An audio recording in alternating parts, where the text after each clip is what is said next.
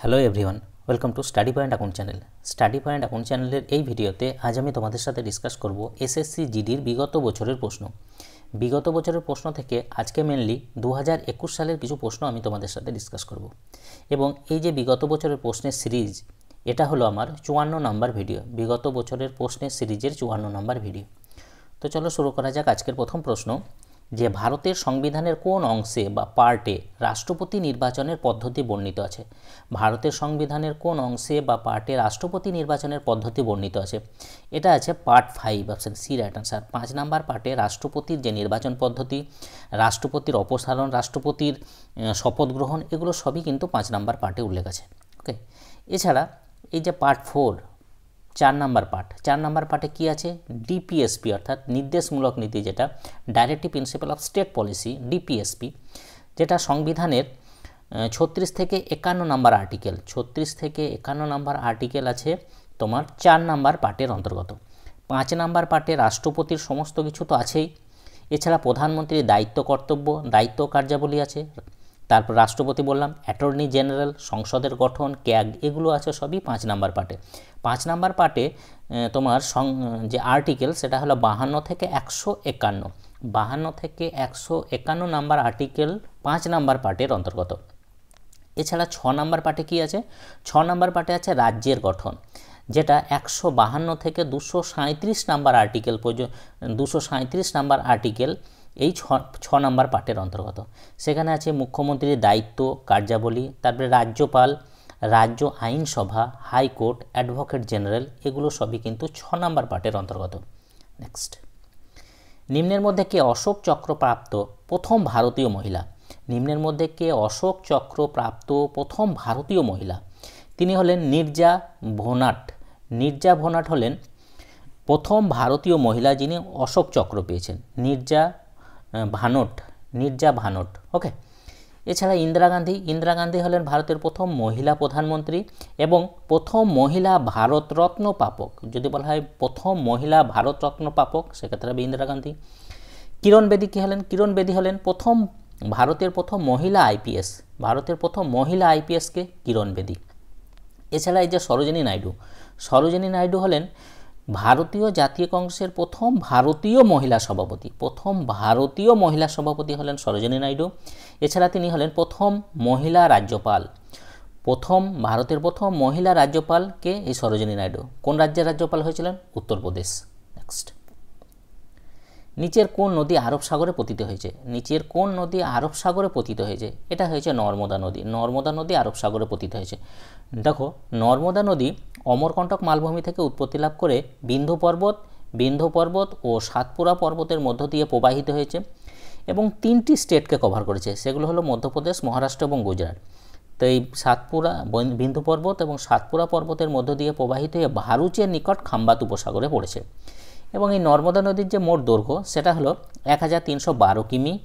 তার যে উপনদী তাওয়া, হিরন, বাঞ্জার, তার মধ্যে তাওয়াটা সবথেকে বেশি জিজ্ঞাসা করা হয় যে তাওয়া কোন নদীর উপনদী? নর্মদা নদীর উপনদী। এছাড়া নর্মদা নদীর উপর দেখা যায় ধোঁয়াধার জলপ্রপাত। এছাড়া এই নদীর তীরেই দেখা যায় জব্বলপুর শহর। নেক্সট, ড্যাশ পূর্ব বাংলার একজন আইনজীবী যিনি বিশেষ করে অসহযোগ আন্দোলনে সক্রিয় ছিলেন। পূর্ব বাংলার একজন আইনজীবী যিনি বিশেষ করে অসহযোগ আন্দোলনে সক্রিয় ছিলেন, তিনি হলেন Chittaranjan Das. Option B right answer, Chittaranjan Das পেশায় ছিলেন আইনজীবী। 1 নম্বর, তিনি আলিপুর বোমা মামলায় অরবিন্দর হয়ে সওয়াল করেছিলেন। এছাড়া 1923 সালে তিনি প্রতিষ্ঠা করেছিলেন অল ইন্ডিয়া স্বরাজ পার্টি। অল ইন্ডিয়া স্বরাজ পার্টি কে প্রতিষ্ঠা করেছিলেন? চিত্তরঞ্জন দাস। কত সালে? 1923 সালে। এছাড়া চিত্তরঞ্জন দাস দেশবন্ধু নামে পরিচিত এবং 1924-এ নির্বাচিত হন কলকাতা পুরসভার প্রথম মেয়র। এই কোশ্চেনটা একবার এসেছিল যে কলকাতা পুরসভার প্রথম মেয়রকে? কলকাতা পুরসভার প্রথম মেয়র হলেন এই চিত্তরঞ্জন দাস।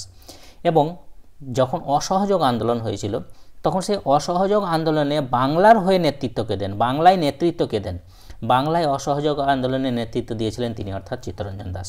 নেক্সট, ভারতের সংবিধান দ্বারা নির্ধারিত পঞ্চায়েতের সদস্য হওয়ার জন্য সর্বনিম্ন কত বয়স দরকার? পঞ্চায়েতের সদস্য হওয়ার জন্য সর্বনিম্ন কত বয়স দরকার?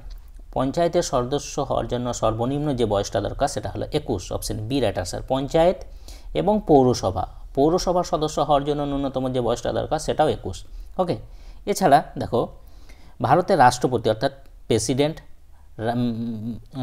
উপরাষ্ট্রপতি অর্থাৎ ভাইস প্রেসিডেন্ট এবং গভর্নর এই 3 ক্ষেত্রে কিন্তু ন্যূনতম যে বয়স দরকার সেটা হলো 35 বছর বয়স দরকার।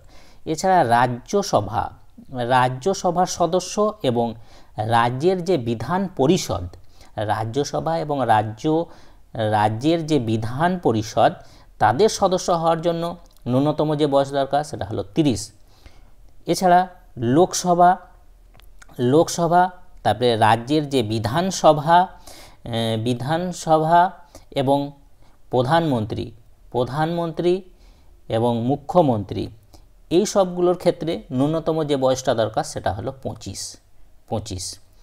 নেক্সট, নিচের কোন পাহাড়টি অন্ধ্রপ্রদেশে অবস্থিত? এটা অবস্থিত পালকোন্ডা পাহাড় কোথায় অবস্থিত? অন্ধ্রপ্রদেশে অবস্থিত। এছাড়া নীলগিরি পর্বত যেটা সেটা পশ্চিমঘাট এবং পূর্বঘাট মিলিত হয়েছে এই নীলগিরি পর্বতে। 1896 সালের 6ই এপ্রিল আধুনিক যুগের প্রথম যে অলিম্পিক গেমস এটা কোথায় শুরু হয়? 1896 সালে 6ই এপ্রিল আধুনিক যুগের প্রথম যে অলিম্পিক গেমস সেটা কোথায় শুরু হয়? এটা শুরু হয়েছিল গ্রিসের Athens, option A right answer, গ্রিসের এথেন্সে শুরু হয়েছিল। ভারত কত সালের অলিম্পিকে প্রথম অংশগ্রহণ করেছিল? 1900 সালের অলিম্পিকে। কোথায় হয়েছিল? প্যারিসে হয়েছিল, ফ্রান্সের প্যারিসে। এছাড়া এটা বললাম অলিম্পিক গেমস, যদি বলা হয় যে প্রথম গ্রীষ্মকালীন প্যারা অলিম্পিক সেটা কত সালে হয়েছিল? সেটা হয়েছিল 1960 সালে। কোথায় হয়েছিল? রোমে হয়েছিল। আর যদি বলা হয় এটা বললাম গ্রীষ্মকালীন, এবার বলছি প্রথম শীতকালীন যে প্যারা অলিম্পিক সেটা প্রথম কত সালে শুরু হয়েছিল? সেক্ষেত্রে হবে 1976 সালে। কোথায় শুরু হয়েছিল? সুইডেনে। ওকে, এছাড়া যে শীতকালীন আর গ্রীষ্মকালীন যে যুব অলিম্পিক, যে গ্রীষ্মকালীন প্রথম গ্রীষ্মকালীন যে যুব অলিম্পিক সেটা কত সালে শুরু হয়? সেটা শুরু হয়েছিল 2010 সালে। কোথায় শুরু হয়েছিল? সিঙ্গাপুর। আর প্রথম শীতকালীন যে যুব অলিম্পিক সেটা কত সালে শুরু হয়? 2012 সালে। কোথায় শুরু হয়েছিল? অস্ট্রেলিয়াতে। নেক্সট, নিম্নলিখিত ব্যক্তিদের মধ্যে কাকে 1722 সালে আগ্রার সুবেদারি দেওয়া হয়েছিল? নিম্নলিখিত ব্যক্তিদের মধ্যে কাকে 1722 সালে আগ্রার সুবেদারি দেওয়া হয়েছিল? এটা দেওয়া হয়েছিল সওয়াই রাজা জয়সিংকে, অপশন এ রাইট অ্যান্সার। 1947 সালের ডিসেম্বরে ভারতীয় সংবিধান রচনা করে গণপরিষদ ছিল ড্যাশ সদস্যের? অর্থাৎ 1947 সালের ডিসেম্বরে ভারতীয় সংবিধান রচনা করেছিল গণপরিষদ। তা সেখানে বলা হচ্ছে গণপরিষদ ছিল ড্যাশ সদস্যের, কতজন সদস্যের? এটা হলো 299 জন সদস্যের, অপশন ডি রাইট আনসার, 299। এছাড়া যে গণপরিষদ সেটা কত সালে গণপরিষদের যে প্রথম অধিবেশন সেটা কত সালে হয়েছিল? 1946 সালের 9 ডিসেম্বর। গণপরিষদের প্রথম অস্থায়ী সভাপতি ডক্টর সচিদানন্দ সিনহা। গণপরিষদের প্রথম স্থায়ী সভাপতি ডক্টর রাজেন্দ্র প্রসাদ। গণপরিষদের প্রথম অধিবেশন বললাম 1946 সালের 9 ডিসেম্বর। গণপরিষদের শেষ অধিবেশন 1950 সালের 24শে জানুয়ারি। এছাড়া গণপরিষদ গঠিত হয়েছিল 1946 সালে ক্যাবিনেট মিশনের প্ল্যান অনুযায়ী। নেক্সট, ভারতের নিচের কোন রাজ্যে সোনা সঞ্চিত রয়েছে? এটা হচ্ছে কর্ণাটক। এবং কর্ণাটকের একটা সোনার খনি হলো কোলার যে খনি সেটা সোনার কর্ণাটকের একটা বিখ্যাত সোনার খনি কোলার। নেক্সট, নিচের কোনটি শ্রীলঙ্কার জাতীয় খেলা? শ্রীলঙ্কার জাতীয় খেলা হলো volleyball, option A right answer, volleyball হলো শ্রীলঙ্কার জাতীয় খেলা। নিচের কোন ভারতীয় শহর কলমকারী চিত্রকলার জন্য বিখ্যাত? কলমকারী যে চিত্রকলা সেটার জন্য বিখ্যাত? এটা হলো মাসুলিপট্টনম, অপশন সি রাইট আনসার। বিশেষ করে কলমকারী যে চিত্রকলা সেটা অন্ধ্রপ্রদেশ এবং তেলেঙ্গানার বিখ্যাত চিত্রকলা, অন্ধ্রপ্রদেশ এবং তেলেঙ্গানা। এখানে বলা হচ্ছে ভারতীয় কোন শহর, ঠিক আছে? তাহলে option C right answer. Next, নিচের কোন রাজ্যে কোলানাল্লু নৃত্য পরিবেশিত হয়? এটা পরিবেশিত হয় Andhra Pradesh, option A right answer, অন্ধ্রপ্রদেশে পরিবেশিত হয়। নিম্নলিখিত ব্যক্তিদের মধ্যে কে 1870 সালে ভারতীয় সিভিল সার্ভিসের প্রথম ভারতীয় সদস্য ছিলেন? 1870 সালে ভারতীয় সিভিল সার্ভিসের প্রথম ভারতীয় সদস্য হলেন Satyendranath Thakur, option C right answer, Satyendranath Thakur. Punjabi নিম্নলিখিত উৎসবগুলির মধ্যে কোনটি ঐতিহ্যগতভাবে রবি শস্যের ফসলের সাথে জড়িত? পাঞ্জাবি যে উৎসবগুলির মধ্যে বলছে কোনটি ঐতিহ্যগতভাবে রবি শস্যের ফসলের সাথে জড়িত? এটা হলো বৈশাখী, বৈশাখী উৎসব, অপশন এ রাইট অ্যান্সার। বৈশাখী হলো পাঞ্জাবিদের জন্য নববর্ষ উৎসব প্লাস রবি শস্যের ফসলের সাথে জড়িত, তাহলে অপশন এ রাইট অ্যান্সার। নিচের কোন খেলাটি ইউথান্ড কাপ এর সাথে সম্পর্কিত? নিচের কোন খেলাটি ইউথান্ড কাপ এর সাথে সম্পর্কিত? এটা হলো লং টেনিস, লং টেনিসের সাথে সম্পর্কিত। নিম্নের কে why I am Hindu, why I am Hindu এই বইয়ের লেখক? নিম্নের কে হোয়াই আই অ্যাম হিন্দু বইয়ের লেখক? তিনি হলেন শশী থারুর, শশী থারুর এই বইটি লেখক, অপশন এ রাইট অ্যান্সার। 2011 সালে জনগণনা অনুসারে বিহার হলো সর্বনিম্ন স্বাক্ষর রাজ্য, সেখানে সাক্ষরতার হার বিহার 2011 সালের জনগণনা অনুসারে সাক্ষরতার হার সবথেকে কম ছিল বিহারে। তো এখানে বলছে বিহারে যে সাক্ষরতার হার সেটা কত ছিল? সেটা ছিল 63.82%, 63.82%, এটা ছিল বিহারের সাক্ষরতার হার। আর সবচেয়ে সাক্ষর রাজ্য কোনটা ছিল? সেক্ষেত্রে হবে কেরালা, কেরালা ছিল সবথেকে সাক্ষর রাজ্য। তা কেরালার যে সাক্ষরতার হার সেটা কত ছিল? কেরালার সাক্ষরতার হার ছিল 93.91%, 93.91%। আর 2011 সালে জনগণনা অনুসারে যদি বলা হয় ভারতের সাক্ষরতার হার কত ছিল, সেক্ষেত্রে হবে 74.04%, 74.04%। নেক্সট, নিম্নলিখিত কোন বছরে তাসখান্দে ভারতের কমিউনিস্ট পার্টি প্রতিষ্ঠিত হয়েছিল?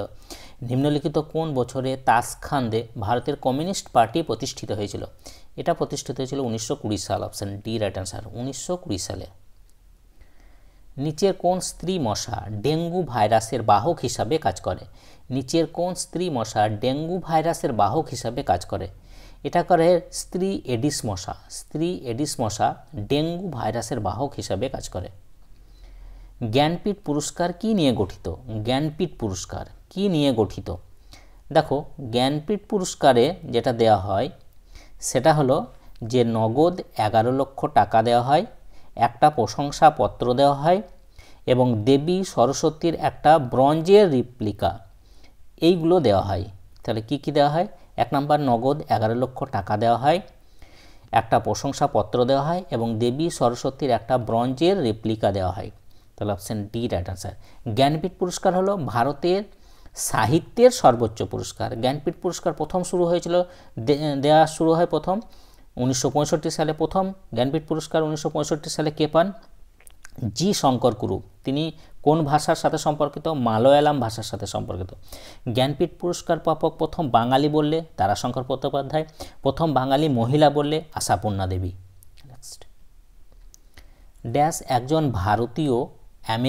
ভারতীয় আমেরিকান পেশাদার রেসলার যিনি দ্য গ্রেট খলি নামে পরিচিত। ড্যাশ একজন ভারতীয় আমেরিকান পেশাদার রেসলার যিনি দ্য গ্রেট খলি নামে পরিচিত। তিনি হলেন দলীপ সিং রানা। দলীপ সিং রানা দ্য গ্রেট খলি নামে পরিচিত, option A right answer. Indira Gandhi Memorial tulip garden, যা এশিয়ার বৃহত্তম টিউলিপ গার্ডেন, এটি কোথায় অবস্থিত? ইন্দিরা গান্ধী মেমোরিয়াল যে টিউলিপ গার্ডেন সেটা হচ্ছে এশিয়ার বৃহত্তম টিউলিপ গার্ডেন, সেটা কোথায় অবস্থিত? এটা অবস্থিত Srinagar, option A right C, option C right answer, শ্রীনগরে অবস্থিত। নিচের কোনটি পদার্থের উদাহরণ নয়? নিচের কোনটি পদার্থের উদাহরণ নয়? দেখো, এখানকার মধ্যে মহাকর্ষ কোনো পদার্থের উদাহরণ নয়, তাহলে অপশন ডি রাইট অ্যান্সার। 2005 সালে তথ্য জানার অধিকার আইন, 2005 সালে তথ্য জানার অধিকার আইন কার্যকরী হয় ড্যাশ ব্যতীত, অর্থাৎ নিম্নের কোন জায়গা ব্যতীত? এটা হলো জম্মু কাশ্মীর ব্যতীত। জম্মু কাশ্মীর ব্যতীত সমস্ত জায়গায় 2005 সালে তথ্য জানার যে অধিকার সেটা কার্যকরী হয়। তথ্য জানার অধিকার যখন কার্যকরী হয় তখন ভারতের রাষ্ট্রপতি কে ছিলেন? দেখো, তখন ভারতের প্রাক্তন রাষ্ট্রপতি তখন রাষ্ট্রপতি ছিলেন ডক্টর এপিজে আব্দুল কালাম, এবং এপিজে আব্দুল কালাম জাতীয় তথ্য অধিকার আইন 2005-এ সম্মতি দিয়েছিলেন। অর্থাৎ তখন রাষ্ট্রপতি ছিলেন ডক্টর এপিজে আব্দুল কালাম। এবং তথ্য অধিকার আইন পাশ করা যদি বলা হয় প্রথম দেশ হলো সুইডেন। সুইডেন প্রথম দেশ যারা তথ্য অধিকার আইন পাশ করেছিল। তো এই ছিল এসএসসি জিডির বিগত বছরের প্রশ্ন। যদি তোমাদের ভিডিওটা ভালো লাগে অবশ্যই লাইক করে দিও, শেয়ার করে দিও এবং চ্যানেলে নতুন থাকলে চ্যানেলটাকে সাবস্ক্রাইব করে নিও। তাই যে পর্যন্ত, ওকে, বাই।